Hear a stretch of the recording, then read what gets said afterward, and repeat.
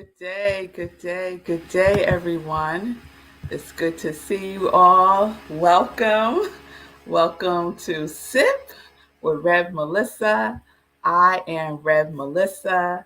I am an ordained interfaith minister, licensed religious science practitioner, certified spiritual life coach, and I am the spiritual director, senior minister at Rockland Centers for Spiritual Living.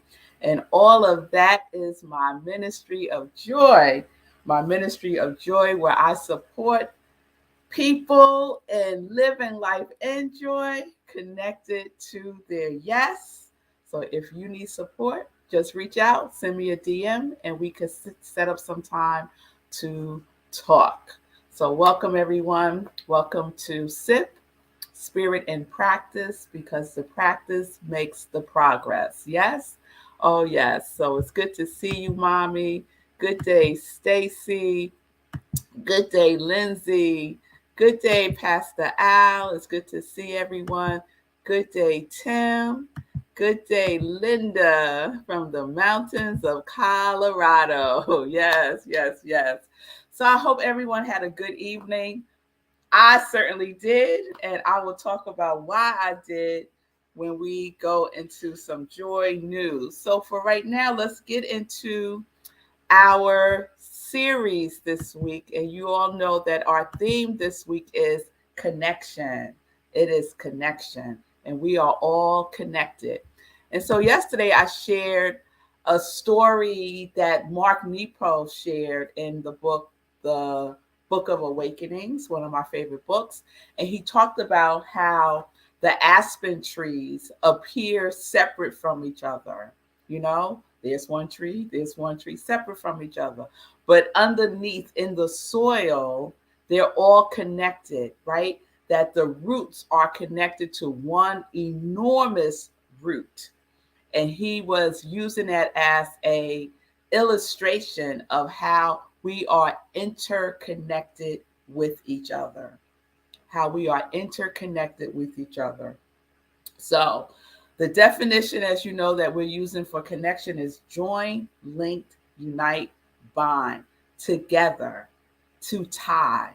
So, just like those trees are connected to one enormous root, so are we. We are connected by one enormous root. And I call that root the root of love, right? The soil is our soul, yes? And we are all connected. We are all connected, interconnected as one, right? And we know this because at the invisible realm, everything is one thing. And when we could see that and know that and participate in that in this physical, visible realm, oh, what a world this would be, right? What a world this would be if we recognized and lived through the truth that it really is only one root, one enormous root, and we are all connected to it. So today, I wanted to go back to sharing a little bit from the book, The Four Pivots by Sean Wright, Reimagining Justice, Reimagining Ourselves. And the four pivots are awareness, connection, vision, and presence. And in the connection pivot, the invitation is to pivot from transactional relationships to transformative relationships.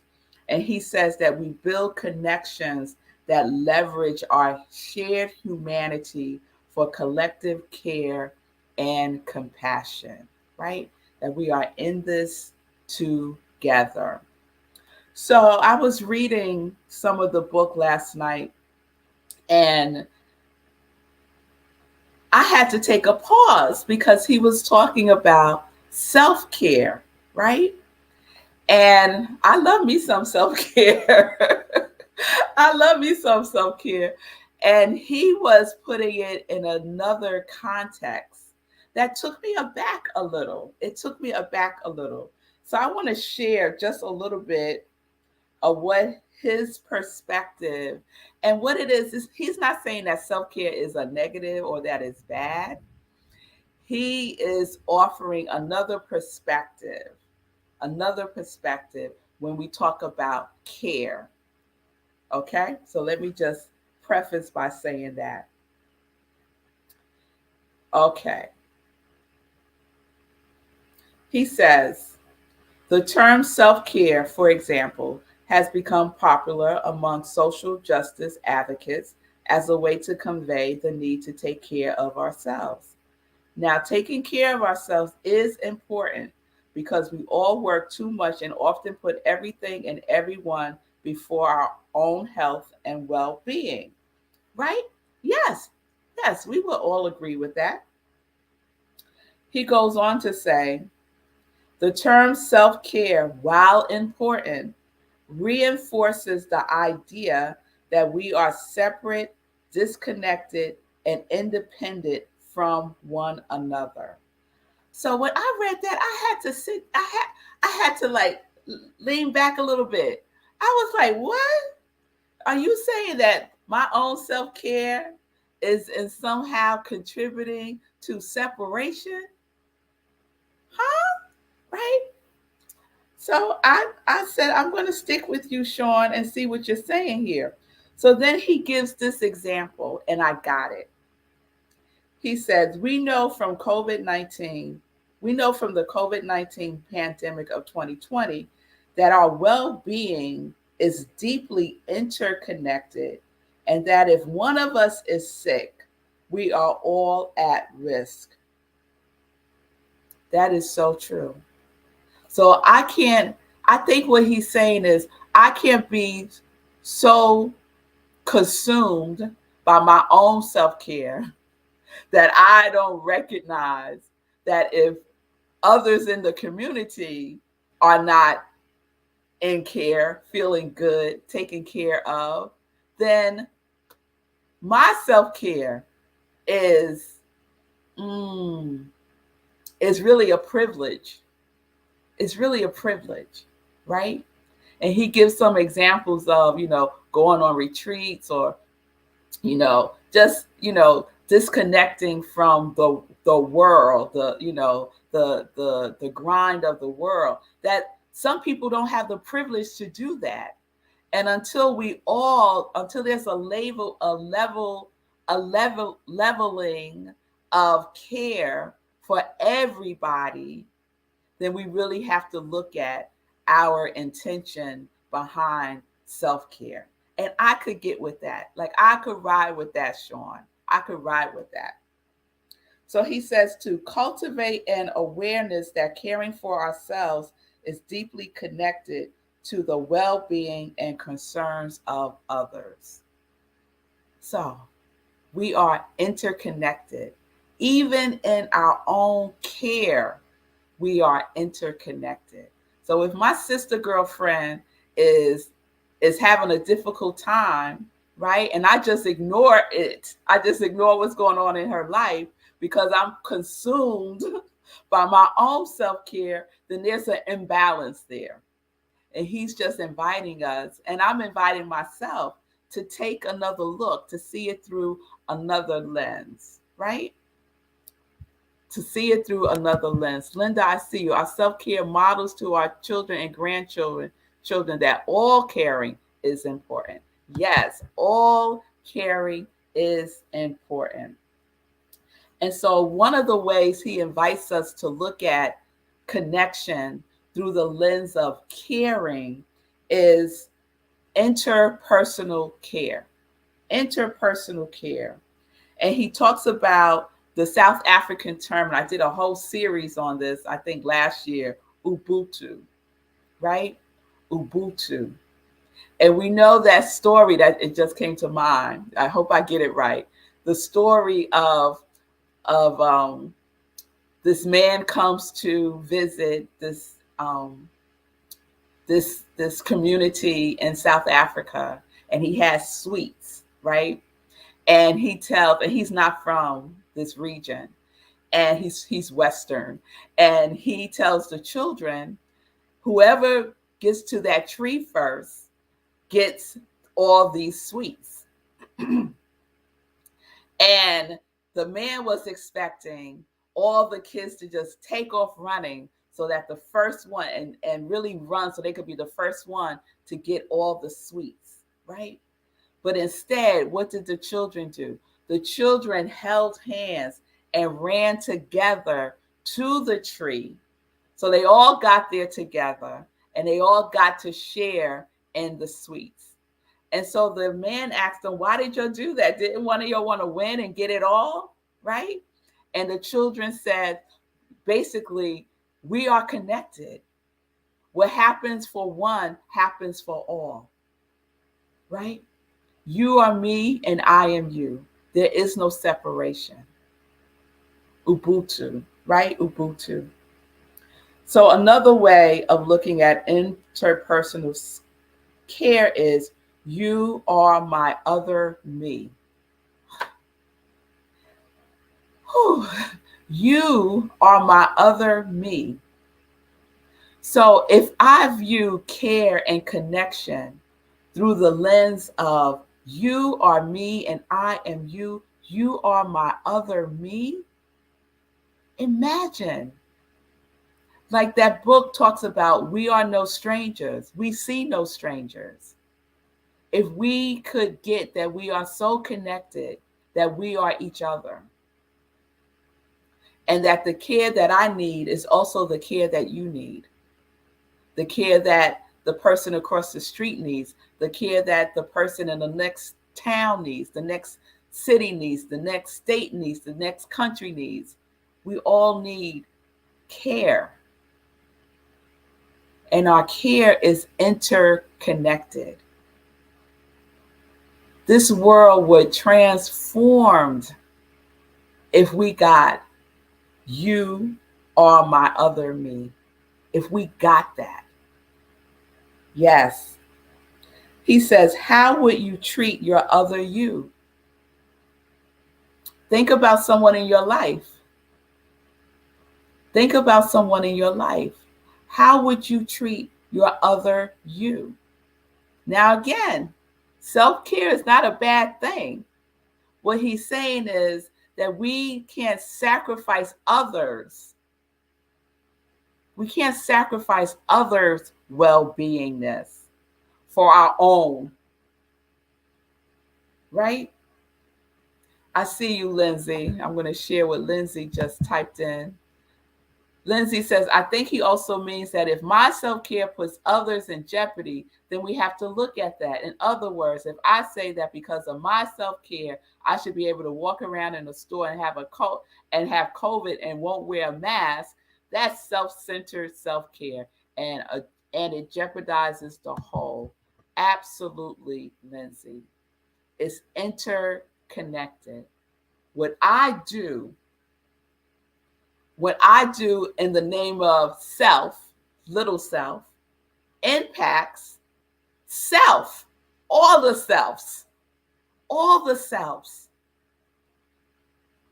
So I like this. I like this reframing of self-care as interpersonal care, because if I'm caring for myself in interpersonal care, then I have the consciousness of being aware of the well-beingness of everyone that is in my universe and beyond. So it's just another way of us being with each other, right? How would you treat the other you? With love and kindness, or with judgment and separation? So we get to practice this. We get to practice this. And this is what I love, is that we get to try these things on and we get to practice how we are being with each other. The care that we give to each other through ourselves, because we are connected. One root, joined together, connected. So I just wanted to share that today. I'm still going through this book. It is a delicious one, y'all. So, The Four Pivots by Sean Jen Wright. Pivot: awareness, connection, vision, and presence. All right. All right. So, we're going to wrap up connection tomorrow. Can y'all believe it's Friday tomorrow already? Oh, it's so fast. It's so fast. So we're going to get into some joy news. Let's get into some joy news.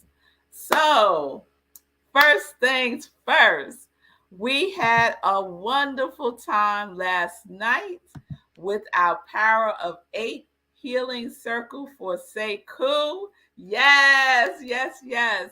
We had a wonderful turnout. It's called The Power of Eight, right? And I've been sharing this book, The Power of Eight, by Lynn McTaggart. And it's a lot of research around the power of a healing consciousness, no matter where you are. And so we had 21 people. Yes, we did. We had 21 people. Sekou was there. Mama Sekou was there. Dad Sekou was there. Stepmom was there.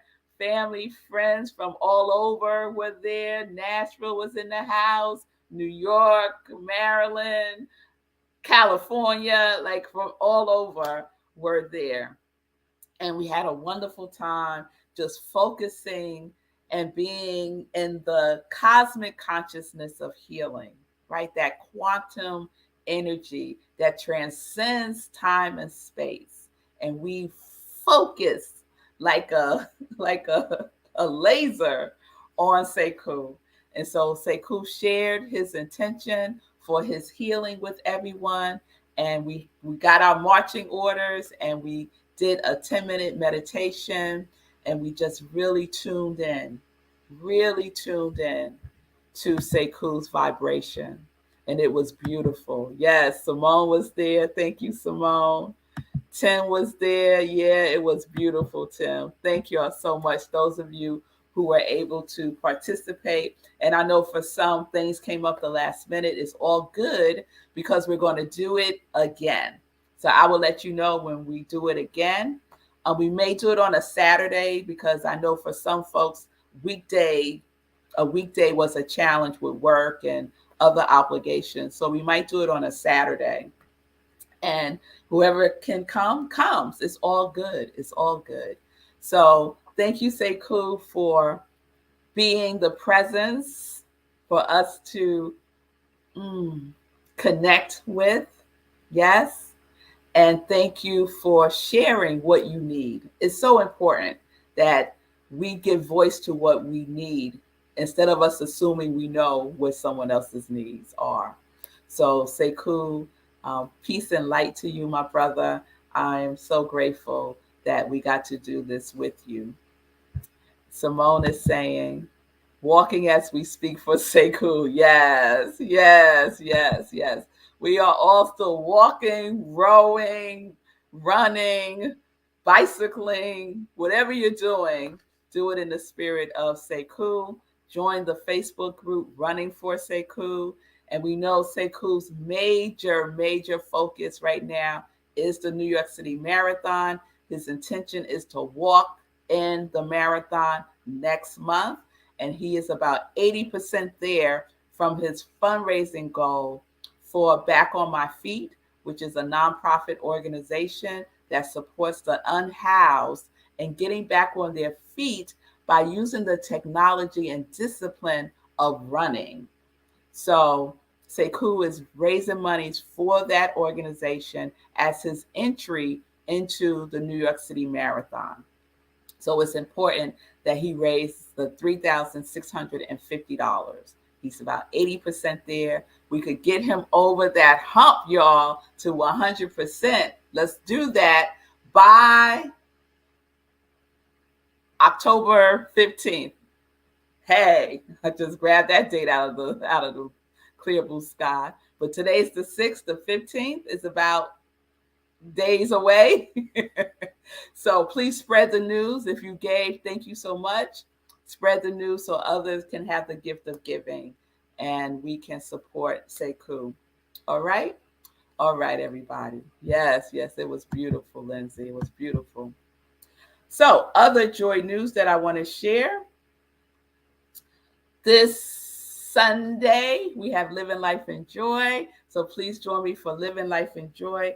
I will be sharing my sermon from Sunday about money. So, October at Rockland CSL, we are focused because we are ready for money and money is ready for us.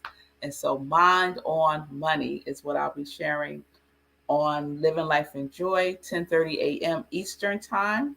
And then right after, we have Sunday in Praise at Rockland CSL, where I am the spiritual director. And my message on Sunday is Spirit, Substance, Supply, oh my. Spirit, Substance, Supply, oh my. So please join me for that. And then on Monday, save the date, we have our meditation with the full moon on Monday, the 10th at 8:30 p.m. Eastern Time, right here on New Thought Media Network, right where you're watching me now. So please join me for that. All right, everybody. I will see you all tomorrow. We will wrap up Connection. I hope everyone has a wonderful today. Remember, we are in this together.